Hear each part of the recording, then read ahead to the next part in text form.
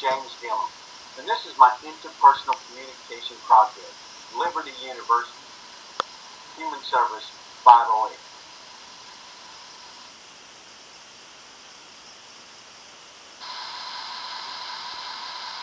What is interpersonal communication? Interpersonal communication is a type or kind of communication that happens when the people involved talk and listen in ways that maximizes communication between two parties. Good communication is just as important in business, family, and in social life.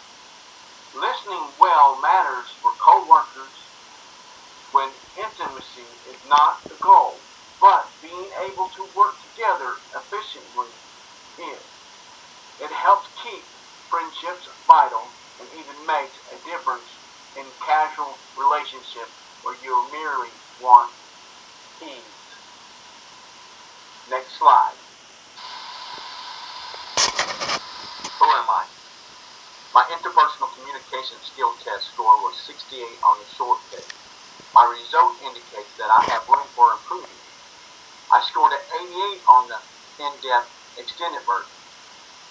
My personality behavior blend shows that I have a S personality type in graph 1. This is expected of me.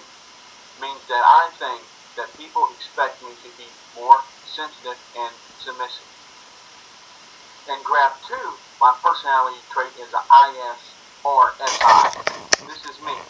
Means that I am very people oriented. Next slide.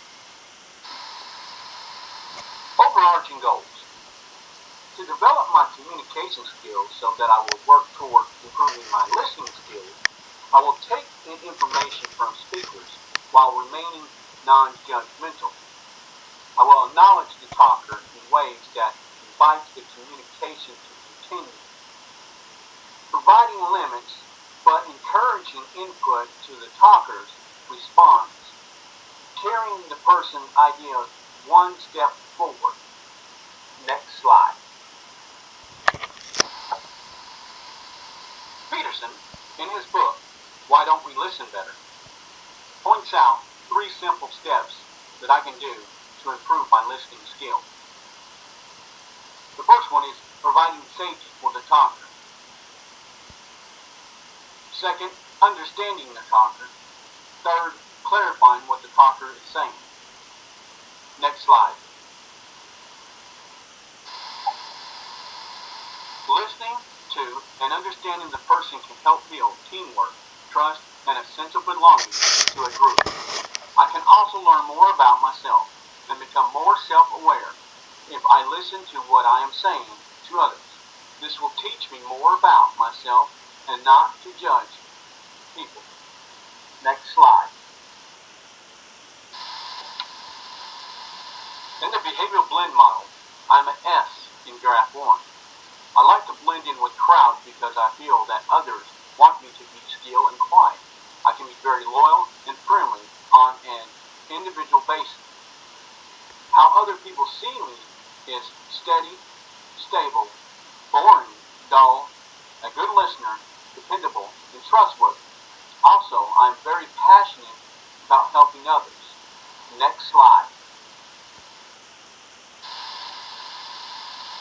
In graph 2 in the behavior blend model, I am an IS or SI. I'm very friendly and both outgoing and reserved. And how other people see me is outgoing, a loyal friend, fun-loving, and carefree. I am passionate about influence and supporting others. Next slide. How my personal blend influences my behavior.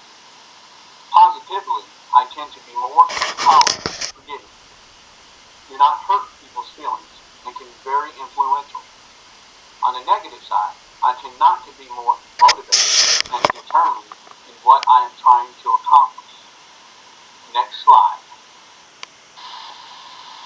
Controlling my behavior blend. The way that I can control my behavior is by following these simple steps. Think things through. Take a stand. Remember, I do not always need people to encourage. Guard against fearfulness. Prepare more. Next slide. Enlarging the conversation. The way that I can prepare is by identifying and expanding areas of conversation that are presently limited in one's communication technique.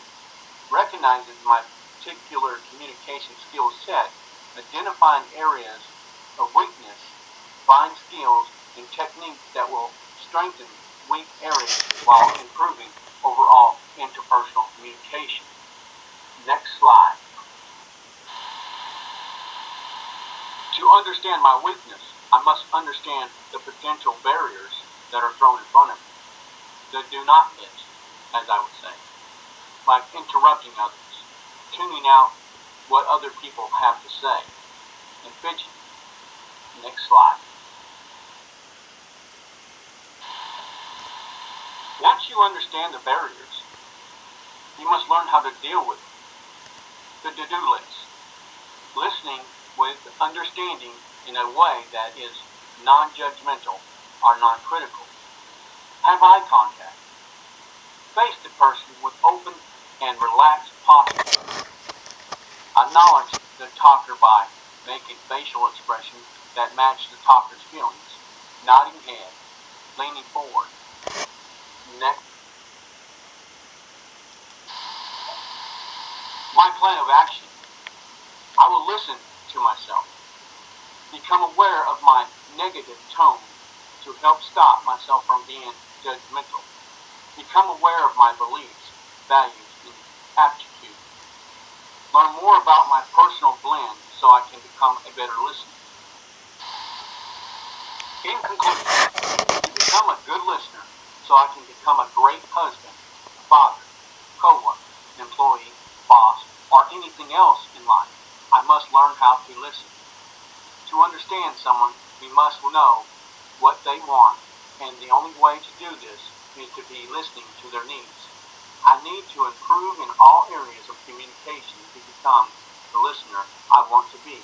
By understanding my behavioral blend, I can overcome the barriers that are in my way.